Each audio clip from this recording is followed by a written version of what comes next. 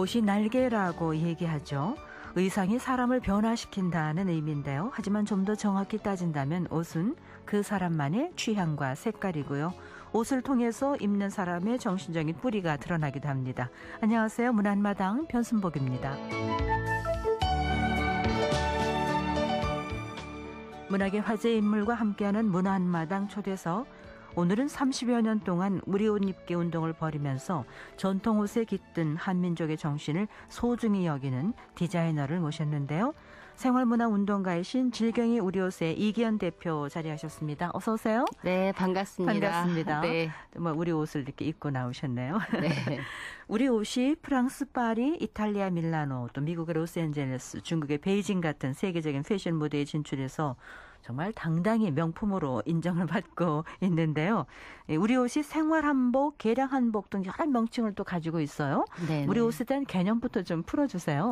제가 참 안타깝게 생각하는 것 중에 하나가요. 만약에 우리 옷을 우리가 그냥 계속 입었다면 한복, 개량한복 이런 말이 나왔을까? 이런 생각해봅니다. 그냥 한복. 아니 그냥 옷이죠. 우리 옷. 옷이죠. 그냥 우리 옷도 아니고 옷인데 지금 그냥 옷이라 그러면은 다 입고 상상할 수 있는 옷이 다 서양에서 온 옷들이잖아요. 음악도 그래요. 국악하고 서양 음악이 있어서 그냥 우리가 또 국악이라고 그러잖아요. 그죠? 그래서 할 수 없이 우리 옷 그러는데요. 네. 만약에 우리가 계속 입었다면 아침에 일어나서 내 한복 어딨지? 그렇게 얘기하지 않을 거 아니에요. 그럼요. 내 저고리 어딨지? 내 바지 어딨지?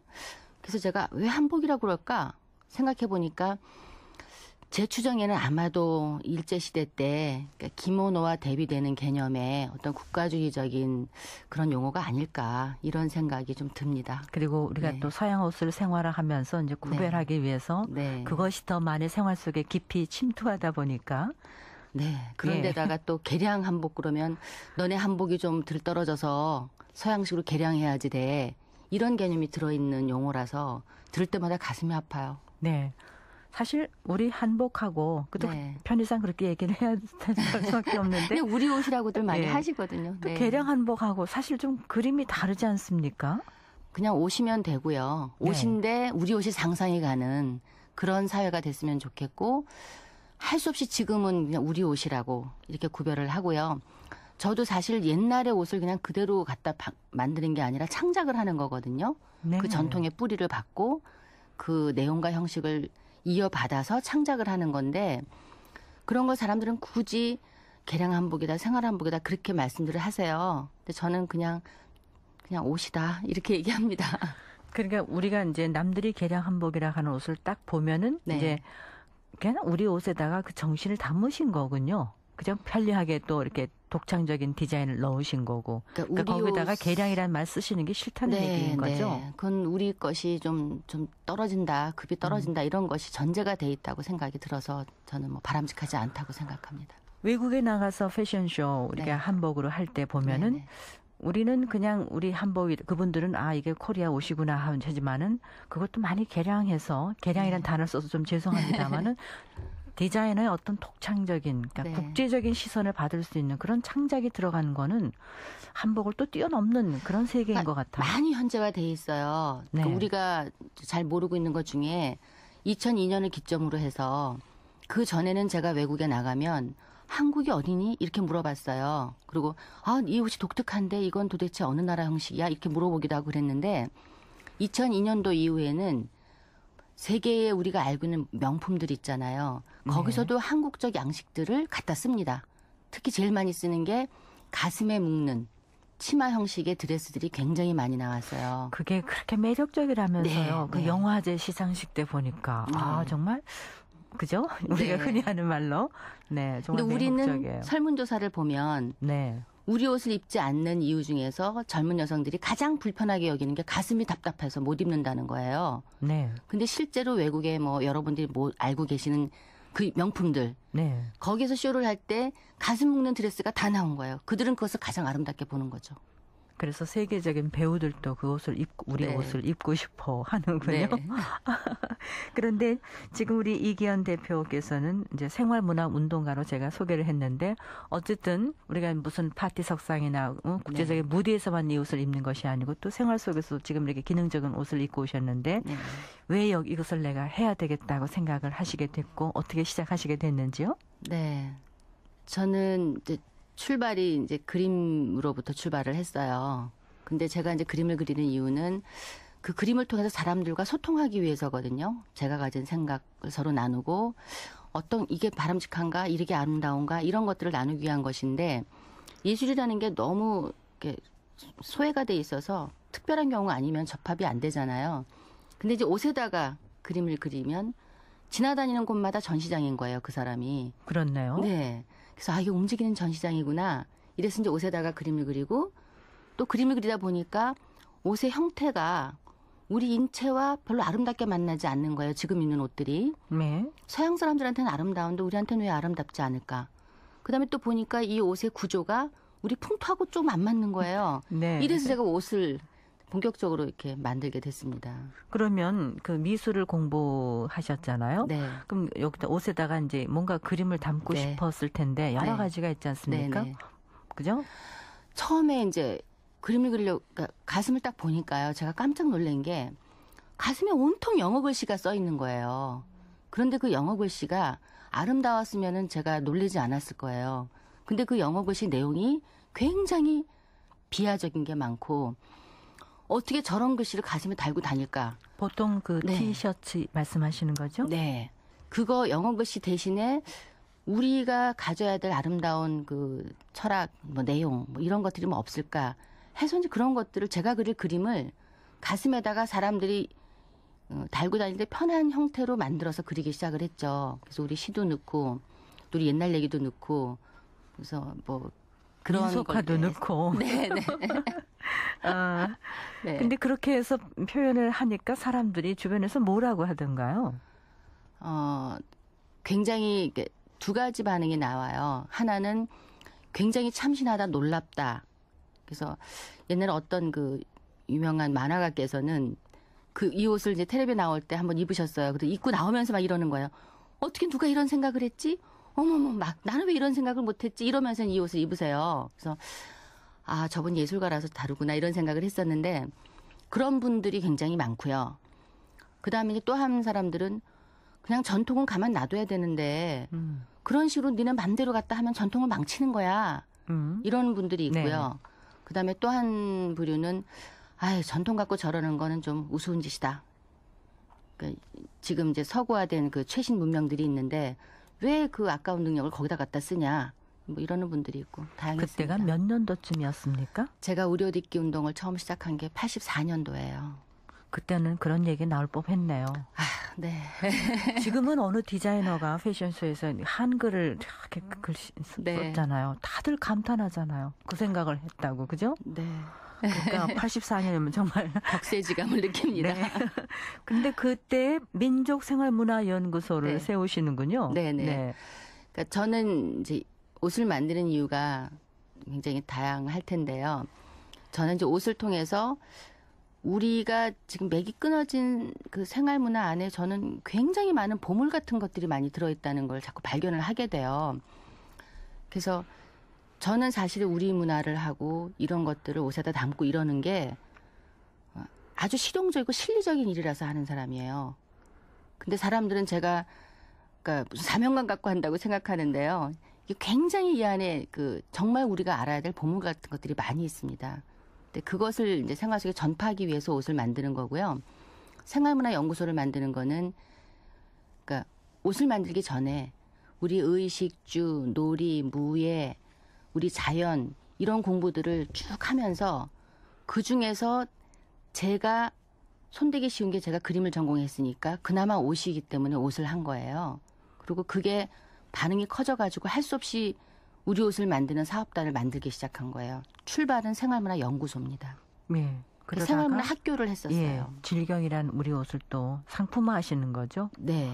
어떤 것들을 만들어내세요, 그러면? 참 디자이너 하나가 보통 뭐 여성복 전문이면 여성복, 남성복 전문 남성복 이래야 되는데요. 저는 남성복, 여성복, 어린이 옷, 그러니까 남녀노소의 옷을 다 만들고요.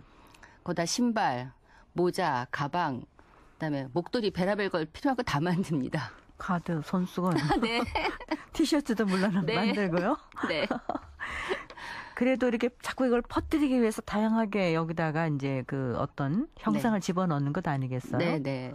그러니까 보통 회사를 만들 때는 사람들이 상상할 때는 회사라는 것은 경제적인 이유 때문에 만든다고 생각들 하시죠.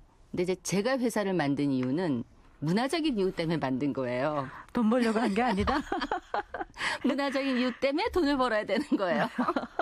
그러니까 네. 그 옷을 입고 걸어가는 사람은 네. 전시장인 거죠. 움직이는 전시장이요. 네. 예. 근데 입은 사람들이 보통 반응은 또 뭐라고 하던가요? 이게 시기마다 상당히 다릅니다. 84년도 즈음에 제가 처음에 이 행사를 한 번 하면 3, 4일 정도 홍사단에서 먼저 했었어요. 그 대학로에서.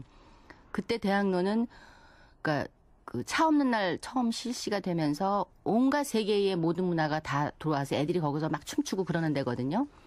거기를 딱 맞고서 저희가 이 행사를 했어요. 그러면 이 행사를 보기 위해서 부산에서 제주도에서 올라오시는 분들이 계세요. 그리고 제가 지금도 기억나는 게 한 시골 우체국장께서 저희 옷을 사서 입고 우체국에 출근하셔가지고 위로부터 경고장을 받으셨어요. 왜요? 경고장의 제목이 네. 풍기문란죄입니다. 어머, 참 어이없어요. 그렇게 출발한 게 이제 생활문화운동이고 우리 옷 입기 운동이고 그랬습니다. 네, 80년대 그런 과도기가 있었군요. 우리 정말. 옷을 입고 다니면 네. 저 사람은 민족적인 생각이 있는 사람이야. 그러면 뭔가 이상해. 그래서 불신검문도 받고요. 네. 한 번은 모 대학의 유명한 교수님께서 안식년을 받아서 책보따리를 싸들고 절에 올라갔는데 제가 만든 옷을 입고 간 거예요. 날짜를 딱 보니까 네. 그때쯤이에요. 그래서 올라가서 짐보따리를 딱 풀고 있었는데 그 절에 일꾼들이 있었대요. 뭐 공사하느라고. 일꾼들이 내려가면서 신고를 한 거예요. 그래서 밑에서 경찰들이 올라왔대요. 간첩이 왔다고. 그래서 자기는 모 대학 교수라고 신분증을 내밀었는데도 연행을 하겠다 그랬대요. 그런데 그 연행하러 온 사람과 군대 동기였다는 거죠. 저기 어느 군대를 같이 나온 사람이래요. 그래서 군대 네. 얘기하다가 그러고서 이제 용서를 해줬다는 겁니다. 그리고 이해가 된 거죠. 그래서 그 얘기를 제가 최근에 어떤 글에서 봤어요. 네. 그래서 제가 그분에게 메일을 보냈죠. 아마도 제가 만든 옷인 것 같은데 네. 제가 어떻게 보상을 해드리면 되겠습니까? 지금은 이런 소란들이 없죠. 네. 없죠. 전혀 지금은 이제 없죠. 하나의 예. 창작품으로들 보시죠. 그리고 서로들 입어보려고 애를 쓸 것 같고요. 네. 외국인들이 정말 좋아한다면서요? 파리에만 저희 고객이 한 1,000명 정도 있고. 그렇게 많아요? 네. 그리고 저희가 명단을 가지고 있는 언제든지 연락이 가능한 고객이 한 3,400명 정도 됩니다. 그분들은 굉장히 좋아해요. 파리 경우는 어떤 디자인들이 많이 나가 있어요? 저희가 이제 지금 뭐 가진 디자인이 뭐 수천 종 되는데요. 이제 오랫동안 했으니까. 근데 그 중에서 외국 사람들이 좋아하는 거, 한국 사람들이 좋아하는 게 나뉘는 게 있고요. 네. 그다음에 또 같은 게 있어요. 그리고 똑같은 문양이라도 그 문양을 푸는 방식에 따라서 또 달라지기도 하고 좀 그런 부분들이 좀 있는데요. 그럼 공통점은 어떤 것들일까요? 우리 느낌이 나면서도 아주 현대적으로 정리가 된 것들이 유럽에는 잘 맞죠. 네. 네. 그럼 이를테면 우리 기와장 갖고도 현대적으로 세계적으로 풀어낼 수 있다는 거죠. 우리의 모든 요소들은 다 풀어낼 수 있고요. 저는 이제 굳이 어느 나라 문화든지 어느 나라 민족 문화든지 다 아름다워요. 근데 굳이 한국 문화만 아름다운 것은 아닙니다. 그런데 제가 한국 문화를 가지고 이렇게 제 인생을 걸고 하는 이유는 한국 문화가 가진 굉장히 독특한 부분이 있기 때문에 이런 부분이 세계 문화의 발달에 또는 필요성에 기여할 부분이 엄청나게 있어요. 근데 그것을 가장 잘 해낼 수 있는 사람이 우리 당사자거든요. 그리고 제가 연구를 하다 보면 느끼는 게 제 세포 안에 녹아있는 것들, 그다음에 제가 모르던 우리 전통의 어떤 깊은 뜻 같은 것들을 발견할 때마다 깜짝깜짝 놀래거든요. 그런 것들을 세계와 공유하기 위해서 사실 이런 일을 하는 거죠. 그러면서도 그분들이 이 작품을 보고 물론 네. 생활 옷이기도 하지만 이거는 한국 거야라는 그 어떤 얼이 느껴지기를 바라는 거죠. 굳이 한국 거야가 아니어도 전 좋다고 생각해요. 우리 어떤 때 보면 그러니까, 이거는 프랑스적인 냄새 난다 할 때가 그러니까, 있잖아요. 그런 것처럼. 이런 게 어떻게 나왔지? 그럼, 한국이란 나라가 뭐 때문에 이렇지? 이렇게 접근하면 전 된다고 생각해요. 동기유발만 과학적으로. 줘도. 네, 과학적으로 한국이란 나라를 과학적으로 인식을 해줬으면 좋겠다는 거죠. 네. 동기유발이 되고 그러나 거기다 대고 이거 뭔지 한국적인 냄새가 난다까지 나오면 더 좋고. 그러니까 그 한국적인 냄새를 굉장히 과학적으로 인식시키고 싶은 게 제 생각이에요. 네. 그러니까 그대로 원형보다도 그것이 한 단계 또 걸러져 올라가야 되겠네. 그러니까 한국 문화가 이럴 수 있는 이유를 과학적으로 접근을 하면 네. 그것이 다른 사람들이 자기의 자양분으로 가져갈 수 있다고 생각하거든요. 예. 한국이라서 유별나고 특별한 게 아니라 한국이라는 속성이 가진 특징이 이러이러해서 아름답다. 이렇게 네. 저는 하고 싶은 거죠. 아주 그 욕심, 욕망, 꿈이 야무지십니다. 노래 한 곡 들려드릴게요. 네. 양희은 씨 노래 좋아하신다고요? 한계령 준비했는데 어떨까요? 네, 좋습니다. 양희은의 한계령 들어봅니다.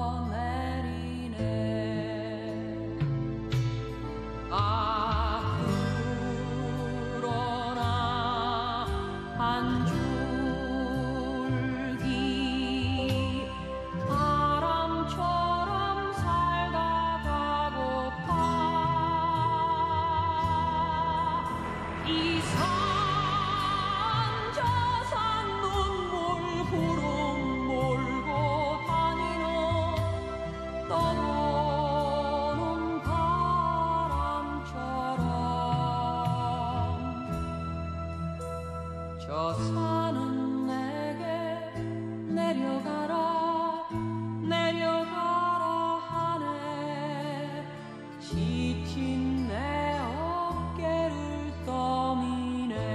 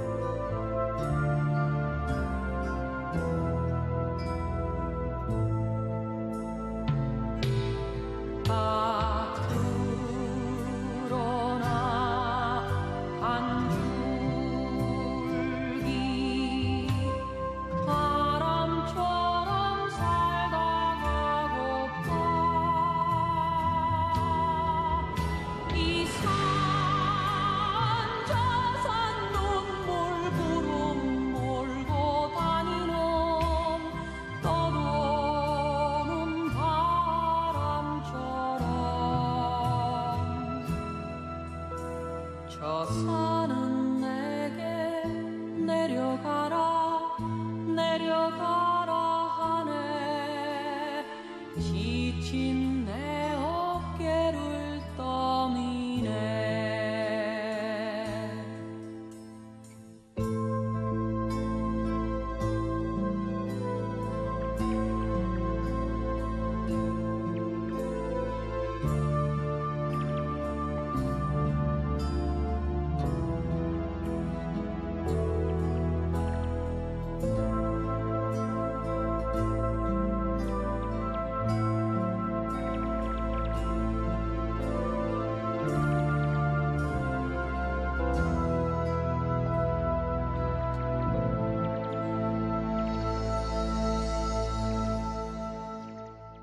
오늘은 30여 년 동안 우리 옷 입기 운동을 벌이고 있는 생활문화운동가신데요. 질경이 우리 옷의 이기현 대표와 함께하고 있습니다. 자, 아까 그 말씀 중에 한국 문화가 참 독특한 거. 네. 이것을 과학적으로 풀어서 세계인에게도 좀 알리고 싶다라는 네. 그 의욕을 네. 보여주셨는데 네. 그것을 좀 더 쉽게 좀 풀어주셨으면 네. 해요. 어떤 뜻인지. 모든 문화가 사실은 이제 다 관통돼 있는데요. 이제 그 중에 옷을 중심으로 얘기를 하면 참 놀랍게도 우리나라 옷 문화가 시작부터 지금까지 지속성이 가장 길어요. 세계에서. 사람들은 중국이 더 길 것 같잖아요. 네. 근데 중국이 그 많은 수십 개의 50몇 개의 소수민족 중에서 그 왕조가 바뀔 때 따라서 옷 문화가 바뀌었거든요. 그러니까 네. 뭐 몇백 년 안 갔죠. 네. 몇십 년 만에 망한 데도 있고. 근데 우리 같은 경우는 고조선부터 지금까지 쭉 그 지속성을 가지고 있는 거예요. 삼국시대, 네네네, 고려시대, 네. 통일신라시대 또 예. 조선. 그리고 저희가 이제 풍토상 이 반도잖아요. 그렇네요. 그러니까 문화가 대륙에서 쫙 밀려들어서 여기서 딱 멈춰서 정리가 되죠. 보존이 되고. 그러니까 옷 문화가 한 2000여 년 이상 지속되어 온 굉장히 보기 드문 사례고요. 그다음에 우리나라 풍토가 그 지구상에서 이 사계절의 변화가 가장 심하고 모든 게 다 모여 있는 풍토예요. 그런데다가 노년기 산지라 밑에서부터 바다에서부터 산꼭대기까지 굉장히 다양한 그 변화가 기후대 변화가 일어나고요. 네. 그래서 우리나라는 24절기에 따라서 준비를 하면서 농사를 짓잖아요. 그렇죠. 그러니까 절기가 바뀐다는 것은 자연이 바뀐다는 거거든요. 옷이 바뀐다는 얘기죠. 자연이 바뀌면 색깔이 바뀌어요. 그렇네. 하늘의 색깔, 하늘의 기운, 땅의 색깔, 나뭇잎의 색깔, 물방울의 색깔까지 바뀌는 거거든요. 그러니까 우리나라 사람들이 요새 어디 가면 한국 사람들 빨리빨리 그러잖아요. 그거는 저는 굉장히 긍정적으로 봐요. 이것은 굉장히 역동적이다. 주변 환경이 끊임없이 변화하고 우리는 거기서 사실 모든 물자가 부족하기 때문에 끊임없이 그 역동적인 그 변화하는 상황에 대처를 하지 않으면 살아남을 수가 없는 네. 자연환경 속에서 살았기 때문에 굉장히 섬세하고 다양하고 역동적인 문화가 발전했죠. 그러니까 이 농사 짓는 분도 24절기를 따라 부지런히 움직여요. 미리 다 가을에 24절기는 보름에 한 번씩 변하는 거거든요. 그럼요. 그러니까 우리나라의 같은 위도상에 있는 영국보다 우리가 수종이 나무와 풀이 한 3.2배에서 4배 정도가 많아요.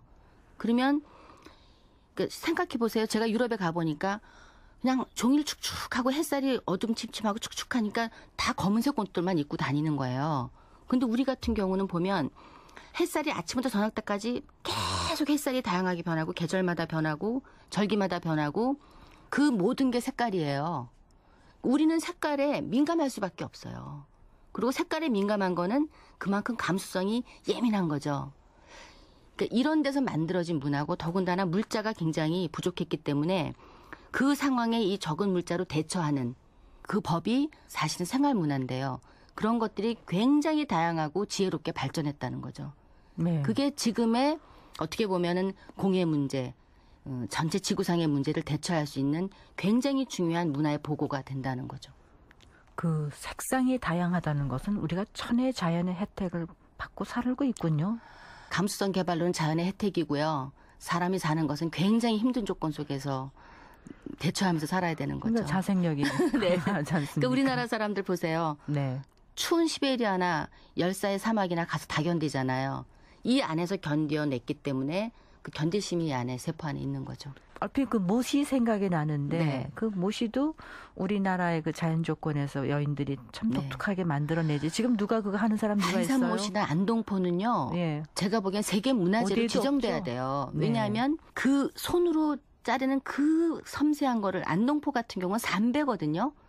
그 거칠거칠한 삼배는 배추장사, 무장사들이 입어야 맞는 건데 그 삼배를 가지고 가늘게 쪼개서 한산모시만큼 가늘게 만드는 거는 우리나라 풍토에서 나는 그 재료에다가 한국 여자들의 손끝 매운 솜씨에다가 그다음에 그것을 짜서 자식들을 잘 키우려는 모성에다가 이것이 합쳐진 결정판이에요.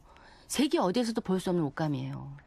어떤 전람회 가니까 네. 삼배 같은데 거기다 색을 여러 번 입혀서 발색한 것으로 작품을 했는데 네. 그런 작품은 원료가 좋으니까 영원히 부식되지 않고 갈 것 같은데요. 근데 지금 이제 그런 맥이 다 끊어지고 있는 게 제가 너무너무 안타까운 일이에요.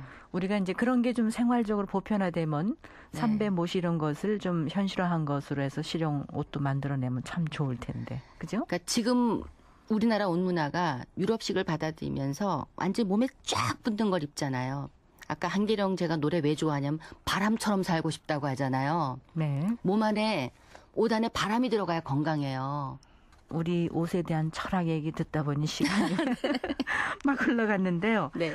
복합문화 공간을 지난 3월에 개관하면서 아주 뜻깊은 전시회도 펼치셨는데 자랑 좀 해주세요. 저는 이제 옷은 사람의 몸을 담는 그릇이고 집은 그 사람과 함께 그 주변까지 다 담는 또 하나의 더 큰 그릇이라고 생각을 합니다. 그래서 그동안은 이제 30년 동안 제 역량이 옷을 만드는데도 겨우겨우 이제 해왔는데 이번에 마음 먹고 더 큰 그릇을 한번 만들어 봤다는 의미로 이제 했고요. 이 집안에 와서 사람들이 아, 이게 경제 원리로 지어지는 게 아니라 문화 원리로 집을 지으면 이렇게 되는구나라는 것을 느낄 수 있는 그런 이제 공간으로 이제 만들었고요. 그래서 채울 수 있는 곳을 비운 데가 많이 있습니다. 네. 경제 원리로는 비우면 안 되는데 비운 곳들이 많이 있고요. 그 다음에 전시도 이제 이 내용 공유할 수 있는 그 내용으로 이제 천지인의 원리를 담은 장신구를 작가 한 사람과 한 3년 동안 같이 토론하고 연구하고 해서 이번에 이제 그 전시를 또 했고요. 또 오신 집이 좁아서 이제 오신 분들을 이제 세 차례로 나눠서 같이 집들이 행사를 했는데 이제 그때 우리 그 동이족의 네. 그 돼지고사를 했습니다. 네. 돼지머리 놓고 명태 놓고 그다음에 천지인께 알리는 그 글을 읽고 이런 과정들을 쭉 하면서 사람들의 의견을 쭉 모아서 보시는 분들이 이제 아 우리 문화라는 게 이런 거구나 제사 문화라는 게 얼마나 중요한가 이런 것들을 같이 공유했죠. 네. 헌태평양 법률가협회 서울총회 때 패션쇼를 비롯해서 네. 우리 생활문화체험교육을 진행했고 활동을 활발하게 하고 있는데 삼청동길 중심의 복합문화공간 여기는 네. 또 젊은 공예 작가들의 산실이 되기도 할 것 같아요. 네, 네. 그래서 지금 이번에 첫 번째 전시를 계기로 사실 지금 우리나라에서 저는 뭐 여러 사람들이 힘들게 살지만 조명되고 있지 않는 부분의 하나가 젊은 예술가들이에요. 정말 그러니까 최저 생계비가 안 되는 생활을 사는데 예술가들이어서 그러니까 조명이 잘 안 되고 있어요. 정책적으로도 안 되고 또 주변에서도 이 사람들이 지위는 있는 거예요. 근데 경제적으로 형편없어요. 작품을 하기에는 너무나 시달려서 24시간 막노동을 하는 애들도 있고 별 일이 다 있는데요. 이런 부분에 대한 대책이 좀 있어야 되겠다고 생각이 드는데 제 생각에는 이제 무봉원에서 이런 좋은 작가들이 작품을 전시를 하고 그것을 다시 다듬어서 일반 대중들이 손 닿을 수 있는 상품으로 만들어서 이제 밑으로 내려서 매장에서 그것을 판매를 하고 이런 구조를 이제 만들겠다고 시작을 했습니다. 네, 끝으로 내가 이거는 꼭 해야지 하는 거 있으면 또 소개를 해주세요. 한국의 문화는 서구의 생각하고 어떤 지점이 맞을까를 단어로 찾아보면은 아마 생태주의적인 철학 이런 게 아닐까 싶어요. 인간과 자연을 동등하게 생각할 때는 서구 개념으로 접근한다면 생태주의적인 철학이 담긴 그런 문화가 아닐까 생각이 들고 그런 부분의 보고가 한국 문화입니다. 저는 이게 세계에 알려졌으면 하는 생각을 갖고 있고요. 이번에 삼청동에서 만든 것은 한 샘플이고 이런 것들을 파리에, 런던에, 미국에 세우고 싶어요. 자, 오늘은 30여 년 동안 우리 옷 입기 운동을 벌이고 있는 생활문화운동가이신 질경이 우리옷의 이기현 대표와 함께했습니다. 자, 의생활의 지혜와 우리옷의 뿌리에 대해서 소중함을 느껴보는 시간이었습니다. 함께해 주셔서 감사합니다. 고맙습니다. 저는 변순복이었습니다. 안녕히 계세요.